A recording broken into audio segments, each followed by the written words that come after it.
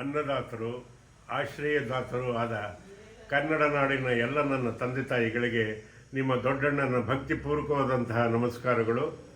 ನಿಮಗೆ ಒಂದು ವಿಷಯವನ್ನು ನಾನು ತಿಳಿಸಲೇಬೇಕು. ಏನು ಅಂದರೆ, ಇವತ್ತು ಬೆಳಗ್ಗೆನೆ ನಾನು ಹೇಳೋದಕ್ಕಿಂತ ಮುಂಚೆನೇ ಯಾರೋ ಅವಿವೇಕಿಗಳು ನಾನು ನಿಧನವಾಗಿದ್ದೀನಿ ಅನ್ನೋದನ್ನು ಫೇಕ್ ನ್ಯೂಸಲ್ಲಿ ಹಾಕಿದ್ದಾರೆ.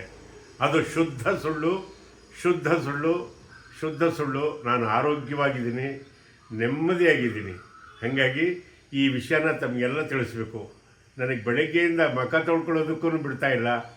ಎಲ್ಲ ನನ್ನ ಪ್ರೀತಿ ಪಾತ್ರರು, ನನ್ನ ಅಭಿಮಾನಿಗಳು, ನನ್ನ ಬಂಧು ಬಳಗದವರು, ನನ್ನ ಮಕ್ಕಳು ಮೊಮ್ಮಕ್ಕಳು ಎಲ್ಲ ಫೋನ್ ಮಾಡ್ತಾಯಿದ್ರು. ಅದಕ್ಕೋಸ್ಕರ ಈ ವಿಡಿಯೋ ಮಾಡಿ ನಿಮ್ಗೆ ಆಗ್ತಾಯಿದ್ದೀನಿ. ನಾನು ಆರೋಗ್ಯವಾಗಿದ್ದೀನಿ. ಎಲ್ಲಿವರೆಗೂ ನಿಮ್ಮ ಆಶೀರ್ವಾದ ಚೆನ್ನಾಗಿರುತ್ತೋ ನಾನು 100 ಕಾಲ ಚೆನ್ನಾಗಿರ್ತೀನಿ ಅನ್ನೋದೇ ನನ್ನ ನಂಬಿಕೆ. ನನ್ನ ಮೇಲೆ ಈ ರೀತಿ ಪ್ರೀತಿ ವಿಶ್ವಾಸ ಇಟ್ಟಿದ್ದಕ್ಕೆ ಎಲ್ಲರಿಗೂ ವಂದನೆ. ಆ ಕಿಡಿಗೇಡಿಗಳನ್ನಂತೂ ಬಿಡಲ್ಲ, ಬೆನ್ನತ್ತಿ ಅವರಿಗೆ ಒಂದು ಪನಿಷ್ಮೆಂಟ್ ಮಾಡಿಸ್ತೀನಿ. ನಮಸ್ಕಾರ.